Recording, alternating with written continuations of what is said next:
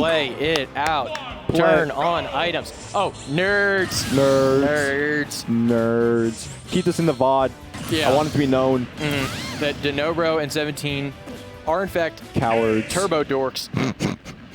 17, you can actually see, though, waited on that first one just so you can see this screen right here, right? He wanted to win the button check because now the mental game is won. Dunnobro does a good job of conditioning and using his mental, his opponent's mental against them.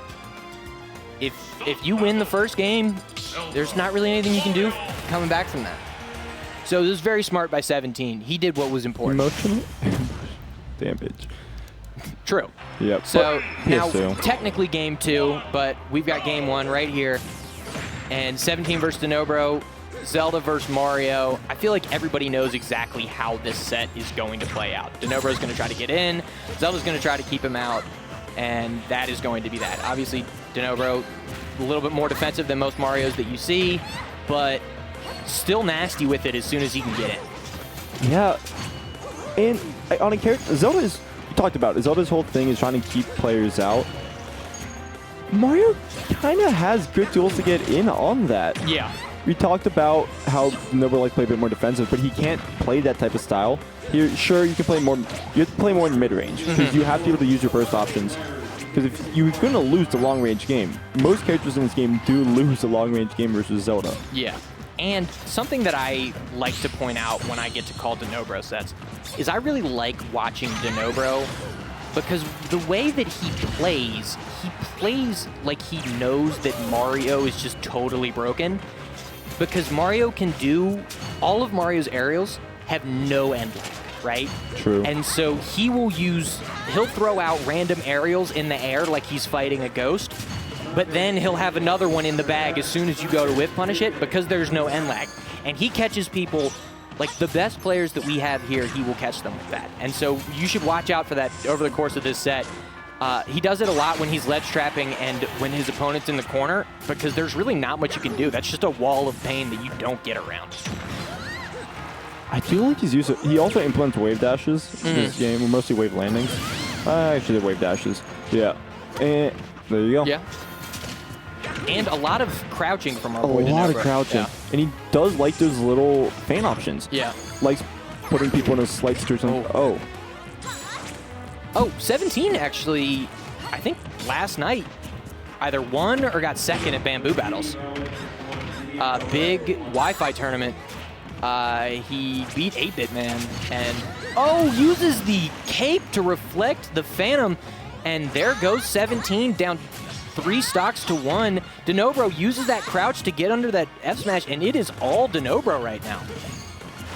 Zelda's not a character that plays well behind. Talk about setup, talked about in the last set with Squid. Dunnobro loves momentum too. He's a very momentum-based player, which is kind of, what Smash is. But his character also succeeds from forcing bad mistakes. Yeah. And if 17... Good night. 17 was behind, and we saw some mashing. We heard some mashing of the buttons, and you're going to get hard punished for it. I mean, you got hit by an up air at 30, so night-night. Bye-bye. Sayonara. He's, for those of you that don't know, is very good at this game. And so, for a lot of characters, there really isn't all that much you can do. Like we saw, 17 set some stuff up, but he got killed by his own Phantom, so that has to play into the way that he's thinking about this second game. Smashville, probably a good pick, but, I mean, already we're seeing Dunnobro be able to break through a lot of those defenses. So we'll be able to see if 17 has anything else in the bag. Man, what is it, Nairu's Love? Yeah. Yeah. Nairu's Love has got me on quite a lot. It's not a bad move. It's invincible. It has a really decent hitbox. It's a reflector. But it's rather laggy too. Especially with how liberal 17 uses it. It's not really working out as well. So the cape actually does like 10 damage, and Dunnobro likes to use it not only as a way to flip projectiles around and flip his opponents around, but also just as a little disjoint, which is something that Mario lacks. If he feels like that he's in a jam and needs just that little bit of extra space, he's happy to use that that cape to, you know, try to mess 17 up.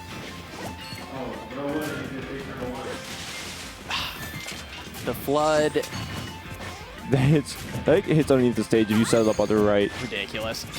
Ooh, not quite getting the sweet spot there. Dunnobro looking to set something up. Nothing going, though. You're going to overshoot it, but gets to the aggressive hitbox there. No more. On the back, and should die to Takes that. that first stock.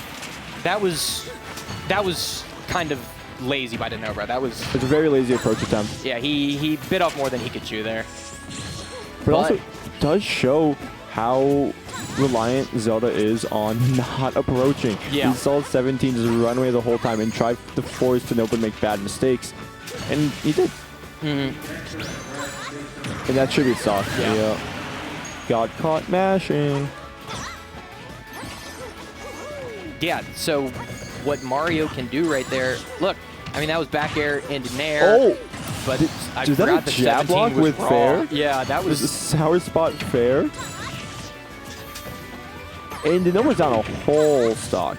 We talked about in the last game how it was a reverse situation. How Mario can hard punish for bad approach mistakes. So can Zelda, but yeah. You lost a lot of your lead already just off one combo. Oh, what a good read, but no, waiting that out, the landing, but getting the crouch under the dash attack right there, and now has 17 too low, not able to pull up the up B, and that lead is pretty much gone. This is one interaction away from Dunnobro being able to take 17 right back to even, but 17 gets that first blood on this stock and able to keep Dunnobro off stage with no jump. Now locked in the corner, but up air.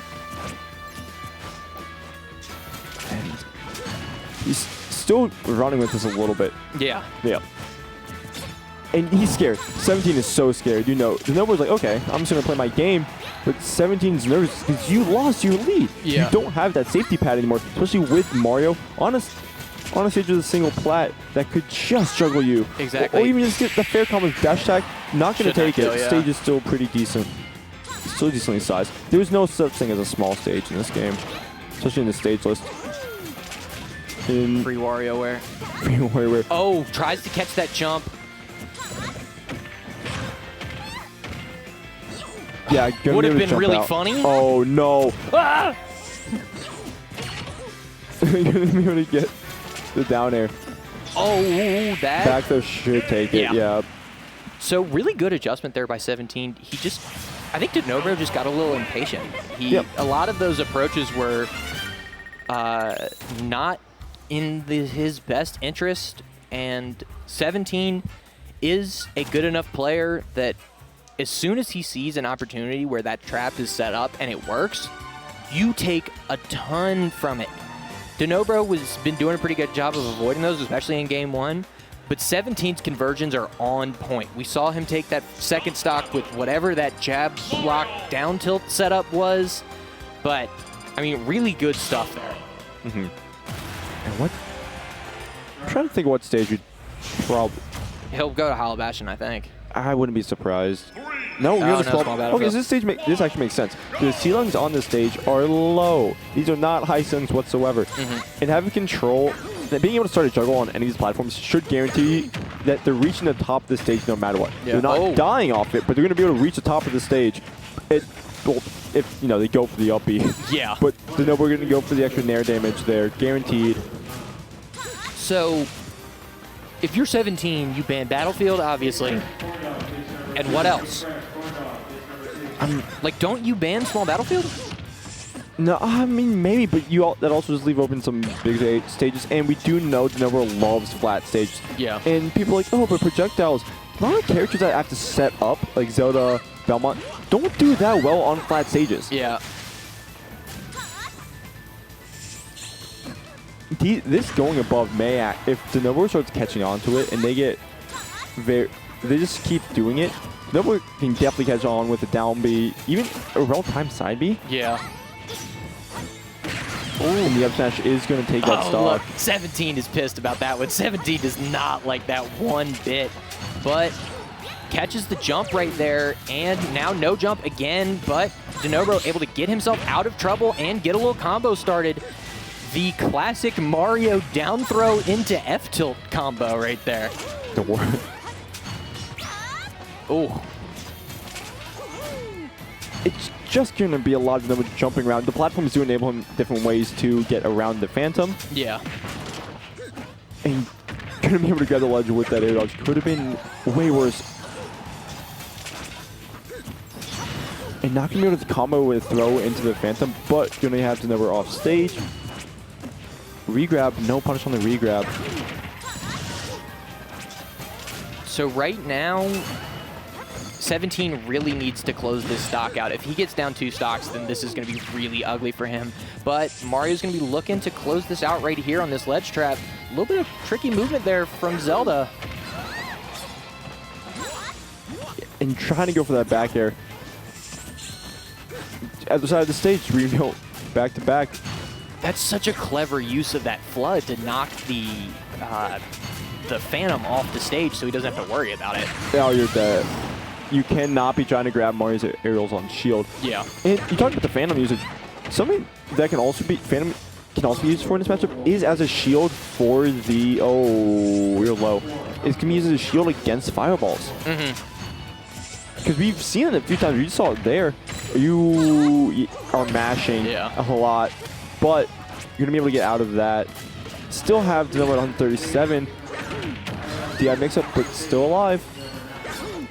17 doing a good job kind of keeping his composure right here, but really needs to close this stock out if he's going to have a chance right there, but still shaking his head, not having a good time right now. Getting rolling right into Dunnobro, who does not move whatsoever. It keeps going above. Yeah, I mean, hey, if it ain't broke, man. And that takes it, man. Dunnobro with the JV3 to take that, and 17 looked good, especially in that second game. He is a very good player, but Dunnobro was just able to get through those traps, and he didn't look bothered at any point during that set. Yeah. Definitely way of putting it. Talked about second game, 17 looked really well, but it seemed like 17 was panicking more than Dunnobro was. I think, Dunnobro started getting a little bit impatient, sure, but, he's a player that knows it's always game 3. Yeah. If